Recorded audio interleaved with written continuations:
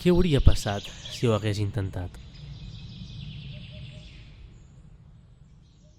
Ens passem la vida esperant que arribi el moment perfecte, però deixa'm dir-te una cosa, aquest moment no existeix.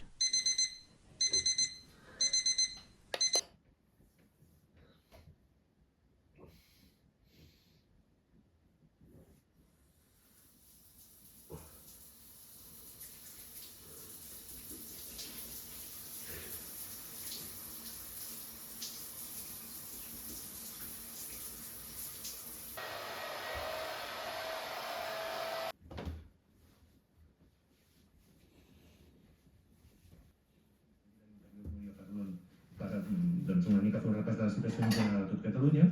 L'altra part d'aquest espai és una mena de...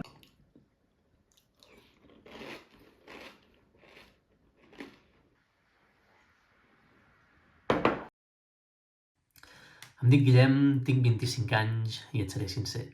És la primera vegada que faig això. I sí, comença un nou any, ple de noves aventures, esperem, ple d'incògnites. I, com ja sabeu, la majoria de gent agafa un paper i comença a apuntar tots els objectius que ha estat pensant l'any anterior i que té claríssim que aquest any els aconseguirà.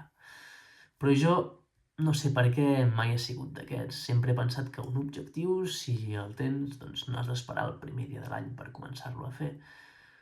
Però llavors pensaràs, i Guillem, això com es menja i ara per què fas aquest vídeo?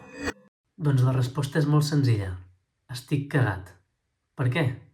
Perquè aquest any comença, espero, un gran canvi.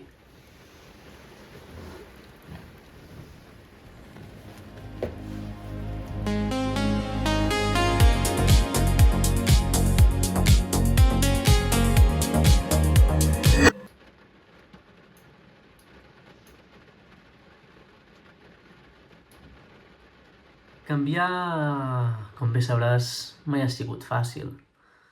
Però sense ell no estaríem aquí on som ara. Llavors això ens porta a qüestionar-nos la següent pregunta. Podem seguir avançant si ens quedem quiets?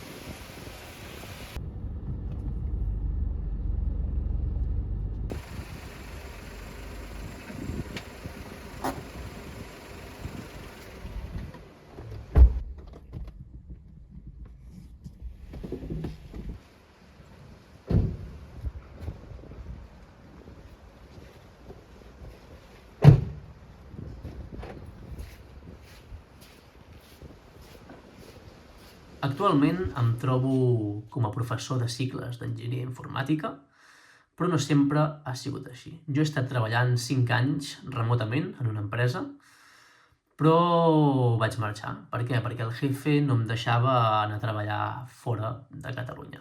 Per què? Encara no ho sé. Però bé, les coses van anar així que vaig decidir marxar.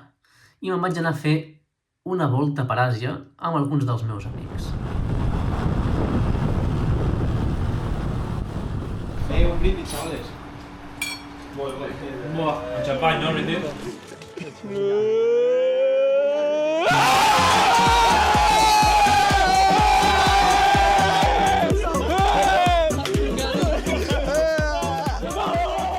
Ha sigut la polla. Ha sigut la polla, Ens vas dient. El viatge es va acabar, vaig arribar aquí i no sabia què fer. I com que els meus dos pares són professors, em van dir «I per què no t'apuntes a llistes, que segurament et cridaran?» I dit i fet, em vaig apuntar a llistes i en menys d'una setmana em van trucar. Cosa important, si sou enginyers informàtics, no hi ha professors actualment, perquè ho sapigueu. Però bé, bàsicament em vaig apuntar i en menys d'una setmana ja estava amb les maletes carregades i a punt per començar el nou curs.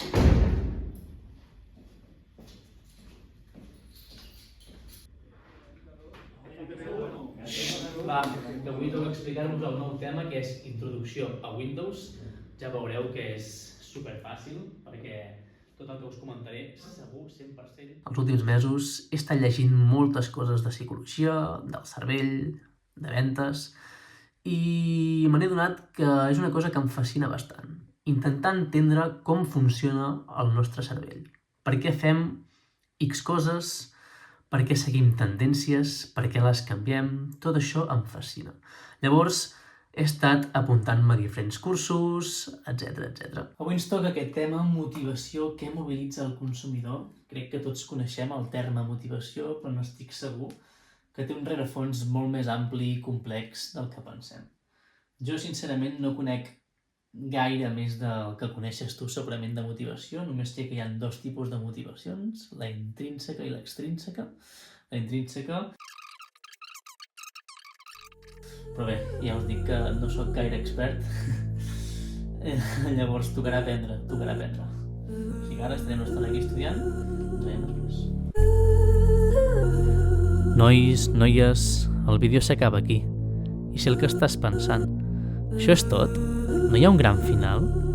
Potser t'has quedat mirant la pantalla esperant que digui alguna cosa més, una frase que ho solucioni tot, o que passi alguna cosa extraordinària en aquests últims segons, veritat? Però ens hem quedat aquí, tu i jo, esperant. Tu esperes un final èpic i jo espero que l'entenguis. Ens passem la vida esperant el moment perfecte, però deixa'm dir-te una cosa, aquest moment no existeix. Fes el pas.